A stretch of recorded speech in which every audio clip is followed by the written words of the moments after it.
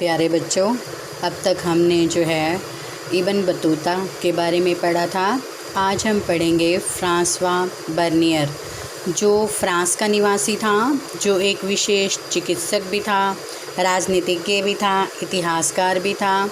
और वो लगभग 1500 ईस्वी में भारत में पुर्तगालियों के आगमन के पश्चात, जैसे पुर्तगाली जब आए तो कई लोगों ने भारतीय राजनीतिक रीति रिवाजों तथा धार्मिक प्रथाओं के विषय में विस्तृत वृत्तांत लिखे। और उनमें से कुछ चुनिंदा लोगों ने, जैसे जेसुइट, ट्राप्टो, नोबिली ने तो भारतीय ग्रंथों को यूरोपीय भाषाओं को भी अनुवाद किया। और सबसे प्रसिद्ध यूरोपीय लेखकों में एक दुआर्बे बरबोसा का है, जिसने दक्षिण भारत में व्यापार और समाज का एक विस्तृत विवरण लिखा था।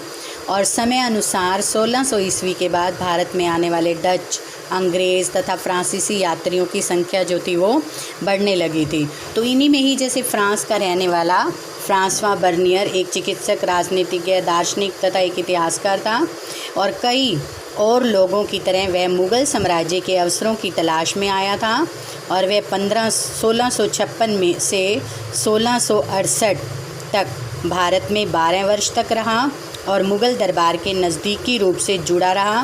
पहले सम्राट शाहजहाँ के ज्येष्ठ पुत्र दारा शिकोह के चिकित्सक के रूप में, और बाद में मुग़ल दरबार के एक अर्मेनियाई अमीर दानिशमंद खान के साथ एक बुद्धिजीवी तथा वैज्ञानिक के रूप में जो है वो यहाँ पर रहा। फिर पूर्व और पश्चिम की तुलना, बर्नियर ने जो भी वृत्तांत लिखा वह उन सब की यूरोप से तुलना करता था। और बर्नियर का जो कार्यकाल था वो 1670-71 में प्रकाशित होता है, जैसे फ्रांस के अंदर। और अंग्रेजी, डच, जर्मन, इतावली जो भी उसने जो वृत्तांत उसके जो छपे हैं वो उसने सारे, जैसे अंग्रेजी, डच, जर्मन, इतावली के अंदर उनका जो है वो अनुवाद भी किया है। और जैसे बर्नियर ने भारत की स्थिति को यूरोप में हुए विकास की तुलना में जो है वो दयनीय बताया था, और उसका आकलन हमेशा सटीक नहीं था। फिर भी जब उसके कार्य जो हैं वो प्रकाशित हुए तो बर्नियर के वृत्तांत अत्यधिक प्रसिद्ध भी हुआ। फिर एक अपरिचित संसार की समझ, अल-बिरूनी तथा संस्कृतवादी परंपरा जो थी उसको समझने में बाधाएं और उन पर विजय वो हमने कैसे प्राप्त की, वो जो है जैसे इसके अंदर हम देख रहे हैं, आप अपनी बुक के अंदर देखिए कि संस्कृत के विषय में अल-बिरूनी जो है वो लिखता है, यदि आप एक कठिनाई से पार पाना चाहते हैं तो ये आसान नहीं होगा, क्योंकि अरबी भाषा की तरह ही शब्दों तथा विभक्तियों दोनों में इस भाषा की पहुंच बहुत विस्तृत है। और इसमें एक ही वस्तु के लिए कई शब्द, मूल तथा व्युत्पन्न दोनों प्रयुक्त होते हैं, और एक ही शब्द का प्रयोग जो है वो कई बार होता है, जिन्हें भली प्रकार से समझने के लिए विभिन्न विशेषज्ञ संकेत पदों के माध्यम से एक दूसरे से अलग जो है वो किया जा सकता है। अब जैसे इसके अंदर हैं कि अल-बिरूनी ने अपने निर्धारित उद्देश्य से निहित जो समस्याएं थी उनसे परिचित कराया था, और उसने कई अवरोधों की चर्चा भी की थी जो उसके अनुसार समझ में बाधक थे। और उनमें से पहला अवरोध जो था वो भाषा का था। उसके अनुसार संस्कृत, अरबी, फ़ारसी से इतनी भिन्न थी कि विचारों और सिद्धांतों को एक भाषा से दूसरी में अनुवादित करना जो था वो आसान नहीं था। फिर जैसे अल-बिरूनी ने जो विवरण दिया जाति व्यवस्था का, जैसे अल-बिरूनी के सामने जो समस्याएं आई उसको हम हेडिंग से भी कर सकते हैं। जैसे अल-बिरूनी ने जो भी देखा वो उसको विचित्र लगा, और उसने जो भी देखा उसकी अन्य जो संस्कृतियां थी उनके साथ उसने उनकी तुलना भी की। तो उसके सामने जैसे सभी समस्याएं भी आई, और वो क्या क्या समस्याएं थी, जैसे सबसे पहली तो भाषा की समस्याएं आई। जैसे वो संस्कृत भाषा, जैसे भारत में आए तो वहाँ पर संस्कृत भाषा थी, और जैसे उसने उन्हीं सभी भाषाओं का अरबी के अंदर जो है वो विवाद जैसे अनुवाद किया। और जैसे जो धार्मिक रीति रिवाज थे वो उसने यहाँ के जैसे अपनाए, उनको देखा और उनकी समस्याओं की जानकारी ली। और फिर जैसे जो ब्राह्मणों की भाषा थी वो संस्कृत थी, और जो ब्राह्मणों की कृतियाँ थी उन पर आश्रित थी, और उन ब्राह्मणों द्वारा रचित कृतियों पर भी जो अल-बरूनी था वो लगभग पूरी तरह से आश्रित था। और उसने भारतीय समाज को समझने के लिए अक्सर वेदों, पुराणों, भगवत गीता, पतंजलि की कृतियों तथा मनु स्मृति आदि से अंश जो है वो उद्धृत किए, यानी कि वहाँ से उसने वो सारे अंश जो हैं वो उठाए। उसके बाद आता है अल-बरूनी का जाति व्यवस्था का विवरण।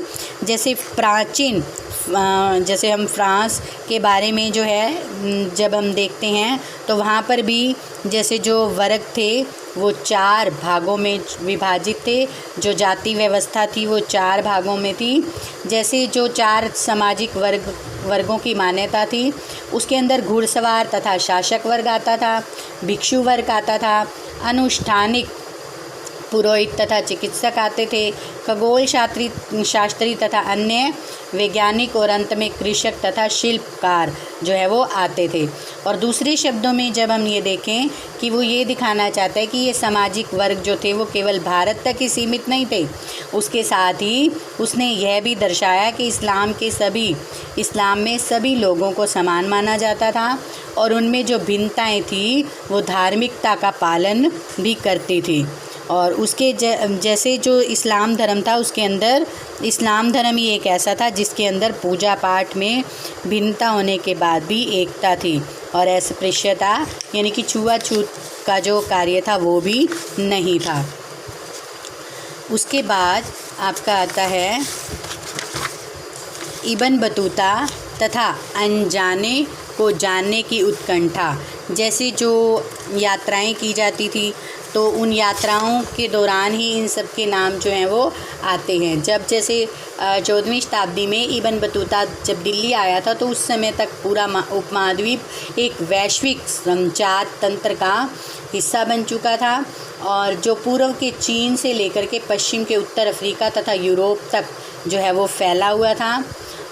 और जैसे इब्न बतूता ने स्वयं इन क्षेत्रों में बड़े पैमाने पर जैसे यात्राएं की थी, पवित्र पूजा स्थलों को देखा था, विद्वान लोगों तथा शासकों के साथ समय बिताया था, कई बार काजी के पद पर भी रहा था वो, तथा शहरी केंद्रों में विश्ववादी संस्कृतियों का भी उसने उपयोग किया था, जहाँ अरबी, फ़ारसी, तुर्की तथा अन्य भाषाएं बोलने वाले जो वहाँ पर उसको मिलते थे। तो इसके कारण ही उसको भाषाओं का भी ज्ञान जो है वो हो गया था, और वो उपख्यानों का उन्हीं भाषाओं के आधार पर आदान प्रदान भी करता था।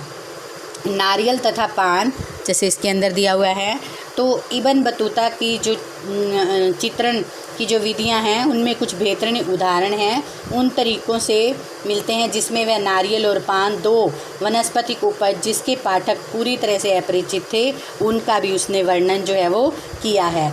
अब जैसे इसके अंदर भी दिया हुआ है कि मानव सिर जैसे गिरीदार फल, नारियल का वर्णन है ये। और ये इब्न बतूता जो था उसने नारियल के पेड़ का इस तरह से वर्णन किया कि ये वृक्ष स्वरूप से सबसे अनोखे तथा प्रकृति में सबसे विस्मयकारी वृक्षों में से एक है।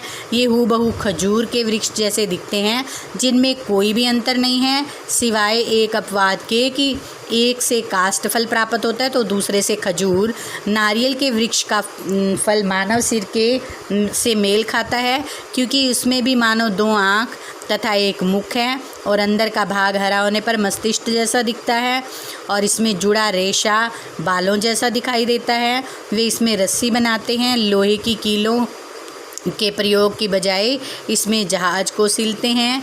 वे इससे बर्तनों के लिए भी रस्सी बनाते हैं।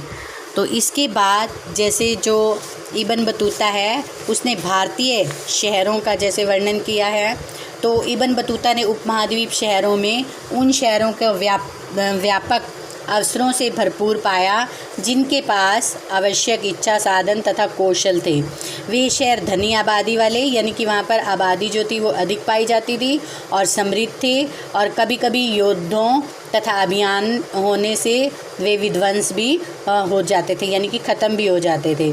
इब्न बतूता ने जो वृत्तांत लिखा है उसके अंदर ऐसा प्रतीत होता है कि अधिकांश शहरों में भीड़ भाड़ वाली सड़कें तथा चमक दमक वाले रंगीन बाज़ार जो थे वो भी थे, और जैसे विविध प्रकार की वस्तुओं से भरे हुए थे वो सब। और जैसे इब्न बतूता दिल्ली को एक बड़ा शहर, विशाल आबादी वाला तथा भारत में सबसे बड़ा बताता है, और महाराष्ट्र भी उससे कम नहीं है। महाराष्ट्र को दौलताबाद जो है वो भी कहा जाता था, और आकार में दिल्ली को भी चुनौती जो है वो देता है। तो जैसे जो हमारा भारत है, वहाँ का जो कपड़ा है मलमल का, वो अत्यधिक जो है वो मशहूर था, और रेशम, साटन, जरी की मांग जो थी वो हमारे भारत से ही पूरी होती थी, और इसी का व्यापार करने के लिए ही जो है यहाँ पर आते थे। भारतीय कपड़ों, विशेष रूप से सूती कपड़ा, मलमल, रेशम, जरी तथा साटन के अत्यधिक मांग के कारण ही यहाँ पर जो है यात्री आते थे, और कई किस्मों जो थी यहाँ की वो बहुत अधिक महंगी भी थी, और अमीर वर्ग तथा धनाढ़ लोग ही उनको पहन सकते थे। तो नेक्स्ट हम पॉइंट करेंगे संचार की एक अनूठी प्रणाली। थैंक्स, नेक्स्ट वीडियो में।